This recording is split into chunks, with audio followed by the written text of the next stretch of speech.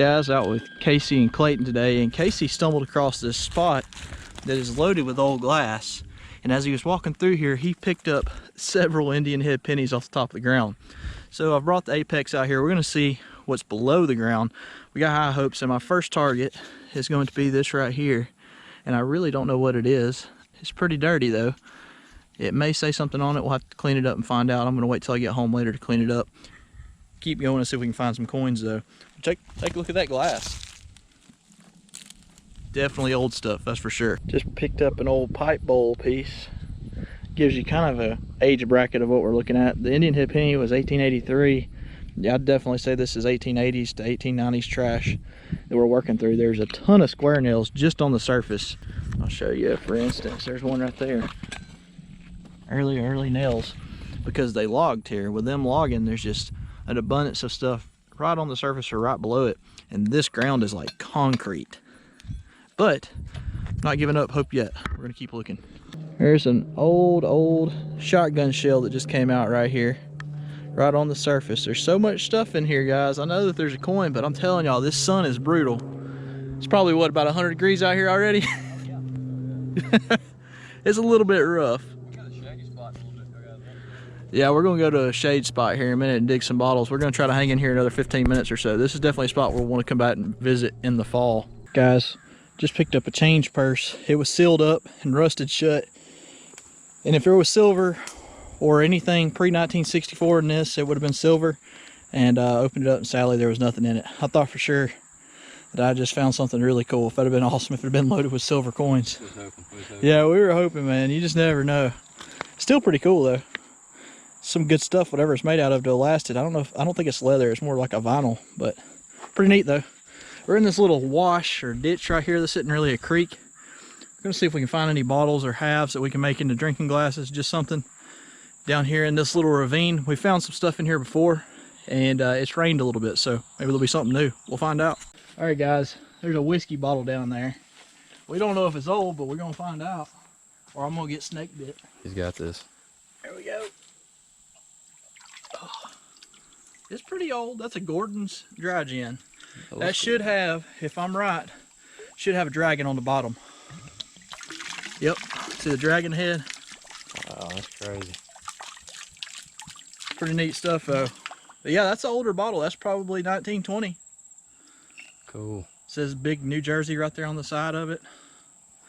And these are associated usually with overseas, but which you can see it says London, but we'll take that, man. That's cool. That's a good find. Heck yeah, man. All right, guys, we were walking down through here, and I saw this kind of sticking out of the side, and we started raking around. And this is just a typical salad dressing. You can see it says April 17th, 1877. That was a patent date, so that would have been like a Durkee. You can see it says New York up there around the side, and it would have said ER Durkee right there. Once we started raking the pine straw and leaves back, this popped out right here. And this is probably a French's mustard, and you can see that it has a patent date too. The patent date on it is February 23rd, 15, so that's 1915. So we're probably talking about 20s trash. And then here was a piece of a churn that came out, and this was all just in this little bitty spot right here that we don't even have a shovel with us. We're just kind of raking around. There's a piece of milk glass that I just raked out, and he stepped to the side, and there it is, the holy grail of a 1915. That is a West Blockton Coke bottle. You see it says Chat 23, so that gives you an idea. It would have been between 1915 and 1924-ish, and one of these bottles complete is a $150 bottle.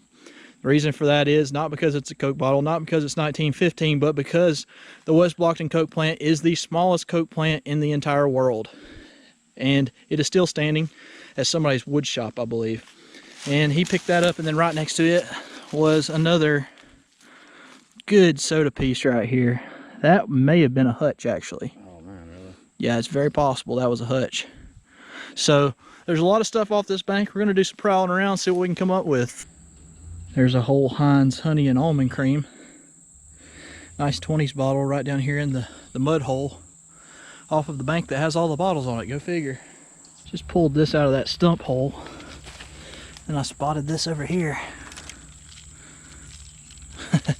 This is like 40 stuff. This isn't quite as old as what we were just looking at. There's glass and That's a big old churn piece. Damn. Oh, check this one out. Oh, it's complete too, isn't it? Got a little flash crack. Dude, this is... There's something blue right Yep, that would have been a milk of magnesia.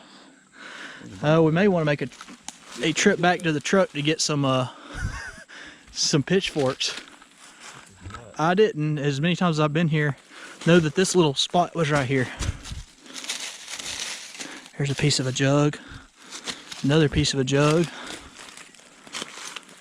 There's dynamite. It's a battery core. Is that what that is? Yep. People love those though. They say to keep them because they use them for electrolysis. See, we have found the holy grail, my friend. Look at this. You see that right there? It looks like a lot of it's broken. I'm scared that it's been logged and squished. But usually when that happens, the small stuff will survive though. Look at that.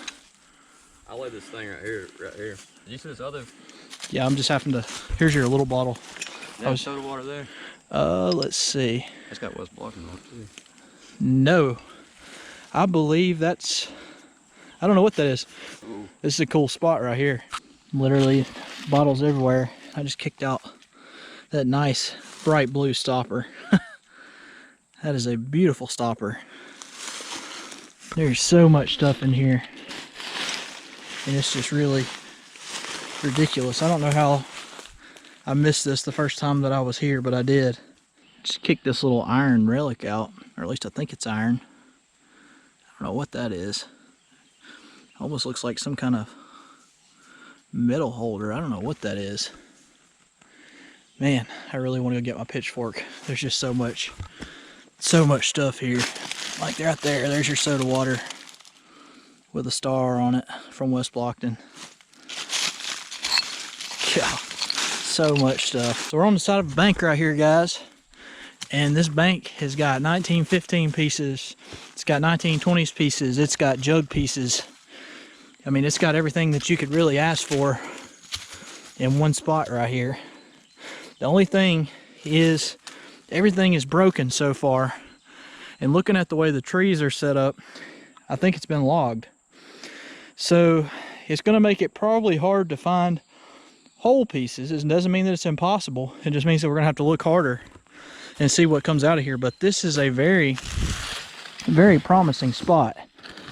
It's just crazy to think that somebody drove through here with a tractor logging and just drove right over top of a ton of whiskey jugs. Yep, another piece of a whiskey jug. Pitchforks in the truck. You think we ought to go get it?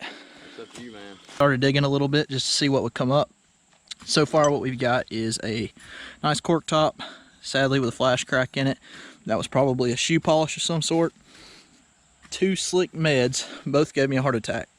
I really truthfully thought that I was going to have a small town embossed med. But to show that they survived the logging, kind of proves the point, like I said, that the small stuff usually survives when the large stuff breaks.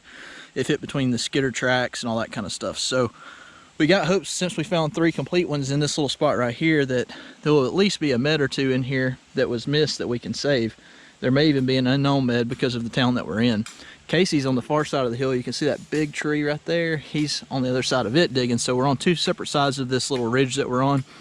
And hopefully we'll come out with something good. We'll get back with you when we do. Just pulled out this little stopper right here. Best find of the day. You know, it's a bit slow. It was a Heinz 57 stopper. We're slowly but steadily moving. You can see we're back behind us, just trying to find a real dense area.